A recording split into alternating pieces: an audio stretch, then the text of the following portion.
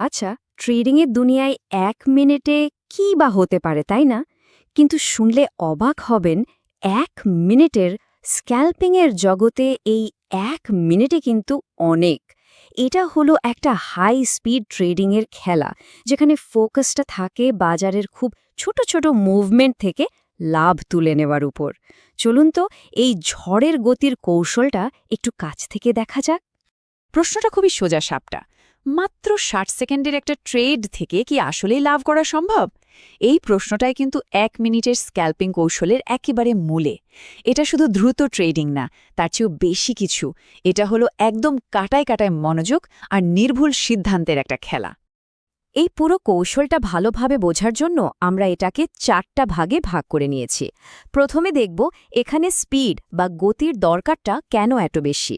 তারপর আমরা জানব একজন সফল স্ক্যাল্পারের ঠিক কী ধরনের মানসিকতা আর কি কি টুলস লাগে। এরপর আমরা হাতে কলমে একটা ট্রেড করে দেখব, আর একদম শেষে এর লাভ, ঝুঁকি আর বাস্তবতার দিকগুলো নিয়ে আলোচনা করব। তো আমাদের প্রথম পর্ব হল গতি। স্ক্যাল্পিংয়ের জগৎটাই হল স্পিডের। কিন্তু এই গতি বলতে ঠিক কতটা বোঝায়? অন্য ট্রেডিং স্টাইলের সাথে এর আসল পার্থক্যটা কোথায়? চলুন সেটাই আগে পরিষ্কার করে নিই।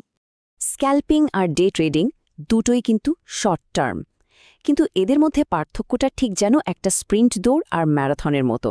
স্ক্যাল্পিং মানে সেকেন্ড বা মিনিটের খেলা, ভাবা যায়, যেখানে দিনে হয়তো শত শত ট্রেডও করা হচ্ছে। আর অন্যদিকে ডে ট্রেডিং চলে কয়েক মিনিট থেকে কয়েক ঘন্টা ধরে, আর ট্রেডের সংখ্যাও অনেক কম। তো আসল খেলাটা হলো স্পিড আর ইন্টেন্সিটির। আরও সহজ করে বললে, স্ক্যাল্পিং হলো এমন একটা কৌশল যেখানে ট্রেডাররা খুব ছোট প্রাইস মুভমেন্ট থেকে চটজলদি লাভ বের করে নেয়। মূল লক্ষ্যটা হলো দিনের মধ্যে এরকম অনেকগুলো ছোট ছোট লাভ যোগ করে একটা বড় অ্যামাউন্ট তৈরি করা। আর এই কাজটা ঠিকঠাক করতে গেলে কিন্তু খুব দ্রুত সিদ্ধান্ত নেওয়ার ক্ষমতা থাকাটা মাস্ট। এখন প্রশ্ন হলো, এই রকম একটা হাই অকটেন জগতে টিকে থাকতে হলে কি কি দরকার? দেখুন, এখানে ব্যক্তিগত গুণ আর টেকনিক্যাল টুলস দুটোই কিন্তু সমান জরুরি। একজন সফল স্ক্যাল্পারের মানসিকতা কেমন হওয়া দরকার? প্রথমত, তাকে অমছং স্ট্রেস সামলানোর ক্ষমতা রাখতে হবে। দ্বিতীয়ত, খুব দ্রুত আর ফাইনাল সিদ্ধান্ত নিতে জানতে হবে, কারণ এক মুহূর্ত দেরি করলেই কিন্তু লস হয়ে যেতে পারে। তৃতীয়ত, মারাত্মক ফোকাসড আর ডিসিপ্লিন হতে হবে। আর হ্যাঁ, এই কাজের জন্য যথেষ্ট সময় আর মনোযোগ দিতে হবে, কারণ এটা কোনো পার্ট টাইম হবি নয়। আচ্ছা, মানসিকতার কথা তো হলো, এর পাশাপাশি কিছু সঠিক টুলসও থাকা চাই। স্ক্যাল্পাররা দ্রুত সিদ্ধান্ত নিতে কিছু খুব দরকারি টেকনিক্যাল ইন্ডিকেটরের উপর ভরসা করেন, যেমন ইএমএ বা মুভিং অ্যাভারেজ মার্কেটের ট্রেন্ড বুঝতে সাহায্য করে, আর আরএসআই বা স্টকাস্টিক ইন্ডিকেটরগুলো বলে দেয় যে মার্কেট অতিরিক্ত কেনা বা বেচার দিকে চলে গেছে কি না। এগুলোই হলো তাদের মূল অস্ত্র, যা দিয়ে তারা মোমেন্টাম আর সম্ভাব্য টার্নিং পয়েন্টগুলো খুঁজে বের করে। থিওরি নিয়ে তো অনেক আলোচনা হলো, এবার চলুন সরাসরি অ্যাকশনে যাওয়া যাক। বাস্তবে এই কৌশলটা ঠিক কিভাবে কাজ করে সেটা এবার আমরা ধাপে ধাপে দেখব। এখানে একটা খুব জনপ্রিয় কৌশল হল ট্রিপল ইএমএস স্ট্র্যাটেজি। এর নিয়মগুলো বেশ সহজ। প্রথমে 3টা ইএমএ লাইন দিয়ে মার্কেটের ট্রেন্ডটা বুঝতে হবে। এরপর প্রাইস একটু উল্টো দিকে এসে মানে পুলব্যাক করে ইএমএ লাইনের কাছে আসা পর্যন্ত অপেক্ষা করতে হবে। আর সবশেষে যে মুহূর্তে ট্রেন্ড আবার কন্টিনিউ করার সিগন্যাল দেবে, সাথে সাথেই ট্রেডে এন্ট্রি নিতে হবে। এই চার্টটাতে দেখুন 3টা আলাদা ইএমএ লাইন দেখা যাচ্ছে। নীল লাইনটা হলো 50 ইএমএ, যেটা শর্ট টার্ম ট্রেন্ড দেখায়, আর হলুদ ও লাল মানে 100 আর 150 ইএমএ, এগুলো লং টার্ম ট্রেন্ডটা বুঝতে সাহায্য করে।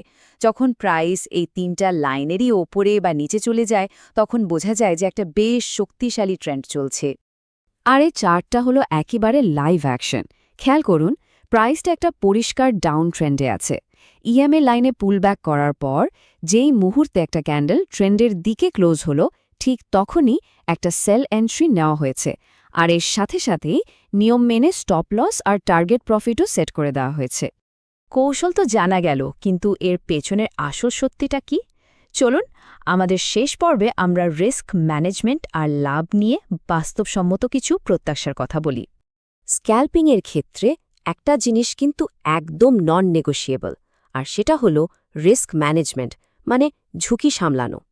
প্রত্যেকটা ট্রেডের জন্য কোথায় স্টপ লস থাকবে আর টার্গেট প্রফিটই বা কোথায় হবে, এটার জন্য একদম কঠিন নিয়ম থাকা চাই। যেমন ধরুন, একটা নির্দিষ্ট রিস্ক রিওয়ার্ড রেশিও, ধরা যাক 1.5, এটা যদি মেনে চলা যায় তাহলে কিন্তু লোকসানকে একটা সীমার মধ্যে রেখে লাভটা বাড়ানোর সুযোগ থাকে। সবশেষে একটা কথা পরিষ্কার করে বলা ভালো, 1 মিনিটের স্ক্যাল্পিংয়ের সাফল্য কিন্তু নিশ্চিত নয়। এটা পুরোপুরি নির্ভর করে একজন ট্রেডারের ডিসিপ্লিন, টেকনিক্যাল জ্ঞান আর মার্কেটের পালস বোঝার ক্ষমতার ওপর। এটা একটা হাই প্রেশার গেম, যেখানে স্কেল আর ঠান্ডা মাথা ছাড়া টিকে থাকাটা খুবই কঠিন। তাহলে শেষ প্রশ্নটা এটাই, মুহূর্তের মধ্যে লাভ করার জন্য যে চরম শৃঙ্খলা আর মানসিক দৃঢ়তা দরকার, সেটা কি সবার মধ্যে থাকে? এই প্রশ্নের উত্তরের ওপরই কিন্তু নির্ভর করছে এই 1 মিনিটের স্ক্যাল্পিং কৌশলটা আসলে কার জন্য।